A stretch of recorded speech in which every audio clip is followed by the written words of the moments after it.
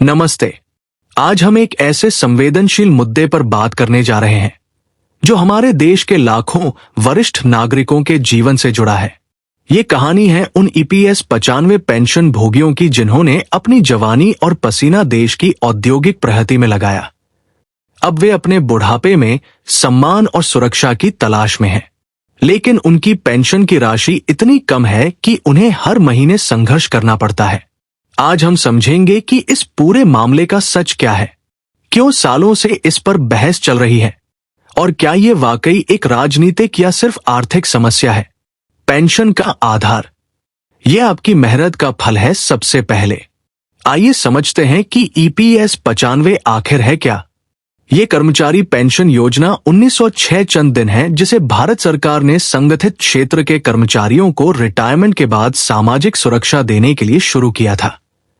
जब कोई कर्मचारी किसी निजी कंपनी में काम करता है तो उसकी बेसिक सैलरी और महंगाई भत्ते का 12% हिस्सा उसके भविष्य निधि ईपीएफ खाते में जमा होता है।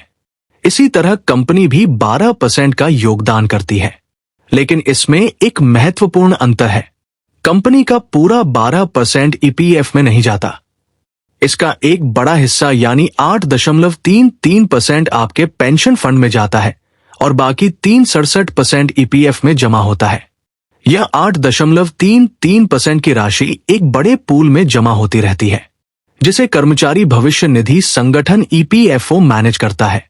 जब आप रिटायर होते हैं तो इसी पूल से आपको हर महीने पेंशन मिलती है, बशर्ते आपने कम से कम 10 साल तक नौकरी की हो। तो साफ साफ कहें तो यह पेंशन कोई सरकारी दान नहीं है, यह आपकी और आपकी कंपनी की मेहनत से जमा किया गया पैसा है, जिसे आपको आपके बुढ़ापे में लौटाया जा रहा है। यही वजह है कि पेंशन भोगी इसे अपना हक मानते हैं, भीख नहीं। विवाद की जड़, हजारों बनाम हजारों। अब सवाल उठता है कि जब सब कुछ इतना सीधा है तो विवाद क्यों है। इसका मुख्य कारण है पेंशन की राशि और उसकी गणना का तरीका। पेंशन भोगियों की मुख्य मांगे हैं। न्यूनतम पेंशन, वे चाहते हैं कि न्यूनतम पेंशन को बढ़ाकर 7,500 रुपए प्रतिमाह किया जाए और इसके ऊपर महंगाई भत्ता भी दिया जाए। उनका तर्क है कि आज की बढ़ती महंगाई में 1,000 रुपए या 2,000 रुपए में गुजारा करना असंभव है। वास्तविक वेतन पर पेंशन, उनकी एक और बड़ी मांग है कि पेंशन की गणना उनके वास्तविक वेतन पर की जाए, ना कि किसी ऊपरी सीमा पर। उनका कहना है कि अगर वे 000 या 00 कमा रहे थे तो उनकी पेंशन भी उसी के हिसाब से मिलनी चाहिए। मुफ्त मेडिकल सुविधा वे मांग करते हैं कि सभी ईपीएस 95 पेंशन भोगियों और उनके जीवन साथी को मुफ्त इलाज की सुविधा मिले। जमीनी हकीकत, सरकार का पक्ष, इसके विपरीत वास्तविकता क्या है। न्यूनतम पेंशन, साल 2014 में सरकार ने न्यूनतम पेंशन को बढ़ाकर 1,000 रुपए प्रतिमाह किया था, लेकिन आज भी लाखों पेंशन भोगियों को इससे भी कम राशि मिल रही है। गणना की सीमा, पेंशन की गणना 15,000 रुपए की वेतन सीमा पर होती है, यानी भले ही आपकी सैलरी 300 हो या 1 लाख, आपकी पेंशन की गणना के लिए अधिकतम वेतन 15,000 ही माना जाता है। मेडिकल सुविधा, फिलहाल पेंशन भोगियों के लिए कोई मुफ्त मेडिकल सुविधा उपलब्ध नहीं है। सुप्रीम कोर्ट का ऐतिहासिक फैसला और फिर ट्विस्ट, पेंशन की राशि को लेकर चल रहे इस संघर्ष का सबसे महत्वपूर्ण मोड़ 2022 में आया। पेंशनर्स की लंबी लड़ाई के बाद मामला सुप्रीम कोर्ट तक पहुंचा। नवंबर 2022 में सुप्रीम कोर्ट ने एक ऐतिहासिक फैसला सुनाया। कोर्ट ने 2014 के संशोधन को सही ठहराया, लेकिन पेंशन भोगियों को एक बड़ी राहत दी। कोर्ट ने कहा कि जो कर्मचारी 8 सितंबर 2014 को नौकरी में थे, उन्हें अपनी वास्तविक सैलरी पर पेंशन का विकल्प चुनने के लिए 4 महीने का और समय दिया जाए। कोर्ट ने अतिरिक्त योगदान की शर्त को भी रद्द कर दिया, लेकिन साथ ही सरकार को 6 महीने का समय दिया कि वो फंड जुटाने का कोई और तरीका खोजे। यह फैसला पेंशन भोगियों के लिए एक बड़ी जीत की तरह था। उन्हें लगा कि अब उनके संघर्ष का फल मिलेगा। लेकिन फिर कहानी में एक और ट्विस्ट आया। ईपीएफओ ने इस आदेश को लागू करने में कई कानूनी अड़चनें बताई। पोर्टल तो खोला गया, लेकिन प्रक्रिया इतनी जटिल थी कि बहुत से लोग फॉर्म नहीं भर पाए। सरकार का तर्क, पैसा कहां से आएगा। जब हम सरकार से पूछते हैं कि आखिर पेंशन क्यों नहीं बढ़ाई जा रही, तो उनका जवाब होता है कि ये एक वित्तीय समस्या है। सरकार और ईपीएफओ के मुख्य तर्क हैं फंड का दिवालियापन। उनका कहना है कि ईपीएस 95 एक कंट्रीब्यूशन आधारित योजना है। इसमें जमा किए गए पैसे से ही पेंशन दी जाती है। अगर सभी को उनकी पूरी सैलरी पर पेंशन दी जाने लगी तो फंड पर इतना बोझ पड़ेगा कि वो कुछ ही सालों में खाली हो जाएगा। सरकार का तर्क है कि अगर फंड ही नहीं बचा तो भविष्य में रिटायर होने वाले करोड़ों लोगों को 1 रुपया भी नहीं मिलेगा। सुप्रीम कोर्ट के आदेश की जटिलता। सरकार का कहना है कि सुप्रीम कोर्ट के आदेश को लागू करना आसान नहीं है।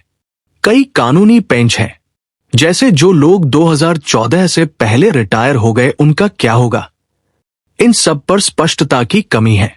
वैकल्पिक फंड की कमी। सुप्रीम कोर्ट ने अतिरिक्त योगदान की शर्त को रद्द कर दिया, लेकिन फंड जुटाने का कोई रास्ता भी नहीं सुझाया। सरकार का कहना है कि जब तक कोई वैकल्पिक रास्ता नहीं बनता वे अपनी तरफ से ये पैसा कैसे दे सकते हैं। संक्षेप में सरकार का पक्ष ये है, हम पेंशन बढ़ाना चाहते हैं लेकिन हमारे पास देने के लिए पैसा नहीं है। अगर हमने दे दिया तो पूरा सिस्टम बैठ जाएगा। पेंशन भोगियों का पलटवार।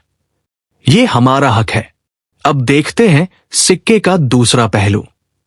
पेंशन भोगी सरकार के इन तर्कों को पूरी तरह से खारिज करते हैं। उनके मुख्य पलटवार है, ये हमारा ही पैसा है।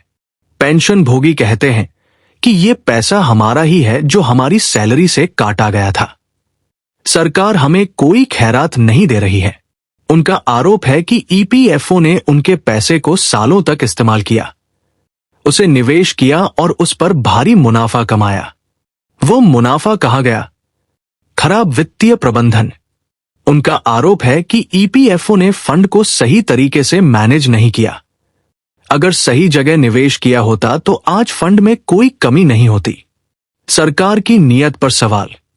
यहीं पर वह आरोप आता है कि सरकार पेंशन बढ़ाना नहीं चाहती। उनका कहना है कि जब कॉरपोरेट जगत के लाखों करोड़ों रुपए के कर्ज माफ किए जा सकते हैं तो देश के उन बुजुर्गों के लिए पैसा क्यों नहीं है जिन्होंने इस देश की नींव रखी है। पेंशन भोगियों के लिए यह सिर्फ पैसों की लड़ाई नहीं है, यह सम्मान की लड़ाई है। वे अपनी कहानियां सुनाते हैं कि कैसे 1 या 2 हजार रुपए में महीने भर की दवा भी नहीं आती। इस उम्र में जब उन्हें आराम करना चाहिए, वे दिल्ली की सड़कों पर प्रदर्शन कर रहे हैं सिर्फ इसलिए कि उन्हें वो मिल सके जो उनका हक है। निष्कर्ष राजनीतिक या आर्थिक। तो क्या यह आरोप सही है कि मोदी सरकार के रहते पेंशन नहीं बढ़ेगी? इसका जवाब हां या ना में देना मुश्किल है। इस मुद्दे को राजनीतिक और आर्थिक दोनों चश्मों से देखना होगा। राजनीतिक दृष्टिकोण आलोचकों का मानना है कि यह सरकार की प्राथमिकता में नहीं है, क्योंकि पेंशन भोगी एक बड़ा वोट बैंक नहीं है जो संगठित होकर सरकार बदल सके। उनका तर्क है कि अगर सरकार चाहे तो एक अध्यादेश लाकर या बजट में प्रावधान करके इस समस्या को एक झटके में हल कर सकती है। वहीं सरकार के समर्थक इसे एक नीतिगत और वित्तीय समस्या मानते हैं, राजनीतिक नहीं आर्थिक दृष्टिकोण। ये सच है कि बिना किसी अतिरिक्त फंड के स्रोत के पेंशन बढ़ाने से ईपीएफओ पर भारी बोझ पड़ेगा। ये एक जटिल आर्थिक पहेली है, लेकिन यह भी सच है कि इसका कोई ना कोई समाधान निकालना ही होगा। मामला सिर्फ सरकार की नीयत का नहीं है, बल्कि नीति और वित्तीय प्रबंधन का भी है।